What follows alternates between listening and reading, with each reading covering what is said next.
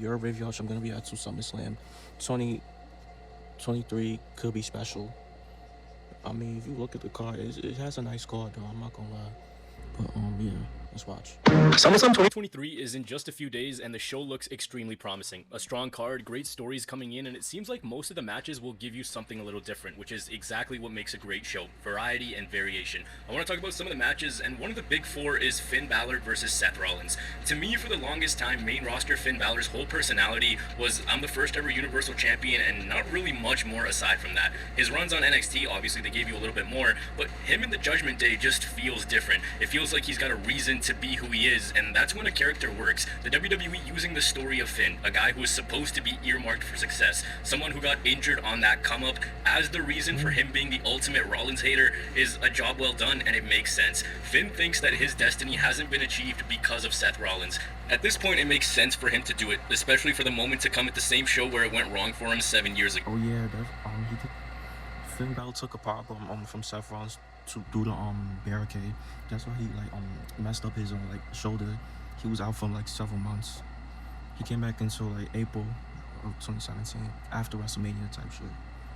You could also argue that there may not be a better story than this for Finn to do it and get an eventual world title reign. In my head, the perfect scenario was Seth Rollins holding the World Heavyweight Championship until WrestleMania 40 and then dropping it to Gunther, because I really think that Rollins should have a decently long title reign, which he hasn't had since 2015, but I think Finn's story just makes too much sense at this point. If not now, then when? The counter argument I've seen to this is the World Heavyweight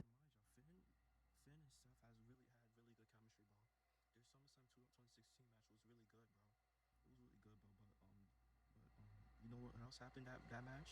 I mean, what else? Not that match, but that same arena, the Cena and AJ match. You know, which the Cena and AJ match surpassed the Finn and Rollins match. So yeah. Championship is still in its infancy and that Rollins needs more time with it.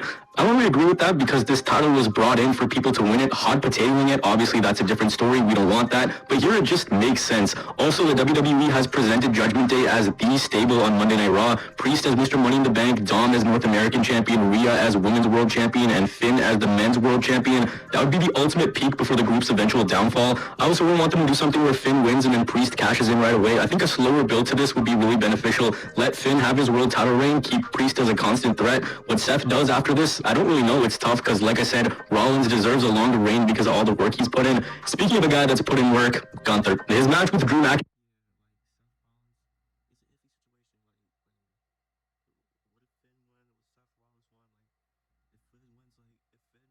The title, then is gonna make then all the Judgment is gonna hold their accomplishments. But if Seth Rollins win, but Seth Rollins win, you know, he could get to hold the title for a little bit longer. So we'll see at SummerSlam though. At SummerSlam has huge potential to be a match of the year contender. The debate on this one, I don't think it's as divisive as the other ones. To me, it should be Gunther. He needs to go on to break the Honky Tonk Man's record. No points in getting this close and having him lose. To play devil's advocate, the only counter argument to this debate that I could think of is why bring back Drew McIntyre if he's just going to lose. I see him losing this match and then going on a rogue heel run. I don't think he'll be too harmed by it, especially if they use it to light a fire under his ass for the heel run. Gunther's Intercontinental Championship run has been really strong. He's got classic matches inside the ring, and again, he's turned the title into what it should be, the workhorse's title, and it's for someone who's eventually going to enter the main event scene. It's perfect.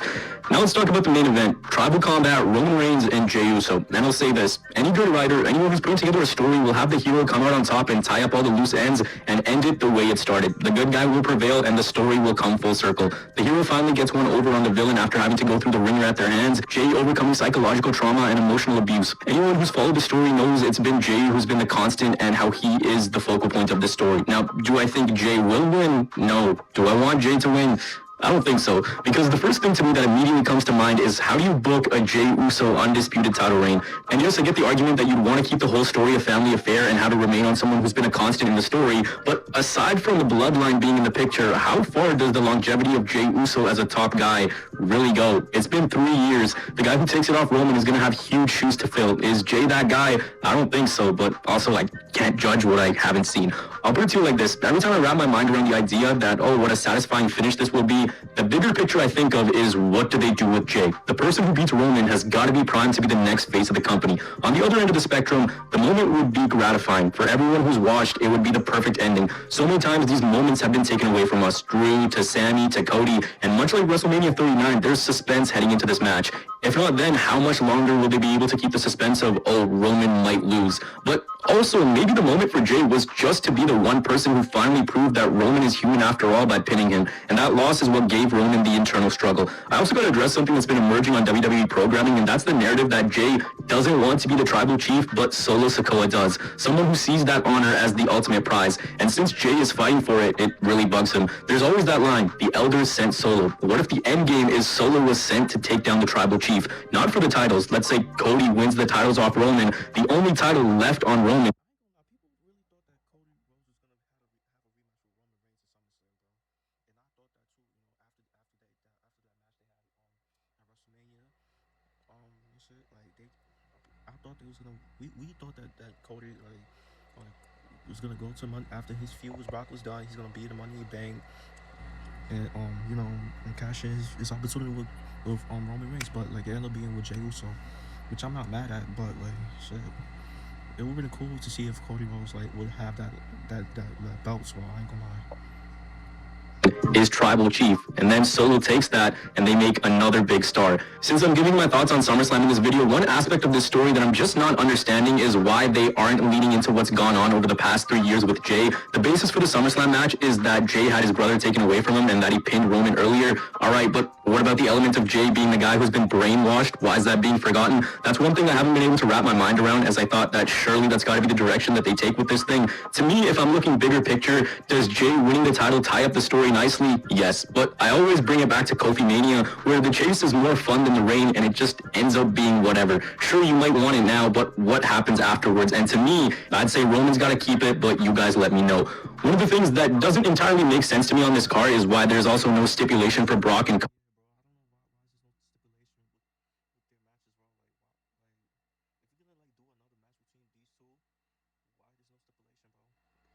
Apparently this probably gonna be their last, like most likely it's gonna be their last match. So why not put a stipulation? Why not put a last man standing match or something like that, or just a no disqualification? Like they be beating each other up with weapons and shit. So why not put a stipulation? That makes sense. That would have just made sense. A bull rope match or 3 stages of hell. I felt like it needed something bigger, something more barbaric, a big car crash because of how much these two men have brawled and the amount of punishment that Cody's taken. That's one part of the SummerSlam card that just seems odd and incomplete to me, but regardless, that could be another great match. Shayna and Ronda in an MMA rules match is a strong choice. They did a great job at building up the story on Monday Night Raw, giving you a look at both women's backstory, and we got to see both of them in more of a human element. The use of a video package here is exactly what it needed to be. It's going to be a fight, and yet again, another strong matchup. One match that's probably not going to be much of a fight, but more of a 1,000 miles per hour showcase is Logan Paul and Ricochet. Flip, dive, crazy spot, crazy kick out. Logan Paul records something on his phone. Ricochet does something out of a video game and somehow survives, and then one of the two guys wins. This genuinely could be one of the best SummerSlam openers ever. Logan has to leave to get to Jake's fight later in the night, so this being the kickoff, buckle up, because this is going to be a fun one. With Ricochet, it feels like they're finally finding the sweet spot with him. He gives me Shelton Benjamin vibes whenever he's in a ladder match. You know he's a highlight reel and he's going to end up doing something wild. This match has been brewing since the Rumble, and we're finally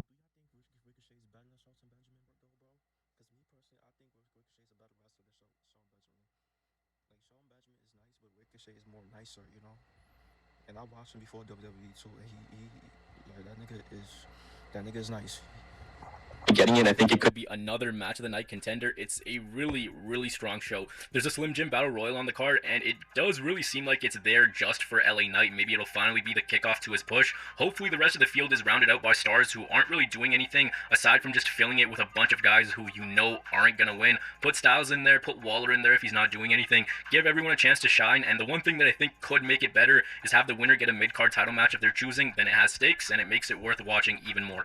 8 matches on the card seems like a healthy amount. I was worried that we were going to get around 10 there for a bit, but it's okay. We have a women's triple threat match from SmackDown, which could again end up being a match of the night contender. Charlotte in a triple threat match, she just doesn't miss. There's so many different variables of what could happen on this show. Do we get a big turn in the Judgment Day? Do we get another crazy spot like last SummerSlam? Who wins Tribal Combat? Which matches shine? And do we get some returns? There's always the rumor mill, which should be taken with a grain of salt, but maybe Bray comes back. Maybe we hear voices once again, and everything is right in the world, which has been so damn long. The show's got a lot of potential to be really fun, but at the same time, I hope that everything gets enough time. I've been saying it for a while that Summerslam is finally starting to feel like WWE's second biggest show, but if this show can deliver, it might just be the best show of the entire year. But yeah, nothing too crazy in this one. I just wanted to hop on, talk about the show, nothing too crazy, no big research, no edits in this one. Sometimes it's nice to get away from that. I'm excited, I'll be there. Okay, that's the vid. So yeah, bro. What y'all think? What y'all think about SummerSlam, bro? Like, and who y'all think? What y'all think is gonna steal the show out of all matches in the card, bro? Like, are y'all looking for SummerSlam, bro? Cause I'ma watch it. I'ma watch it and shit like that. I'ma watch. And so yeah, bro. Make sure y'all like, comment, subscribe. Y'all know the vibes. Or just checking out you are.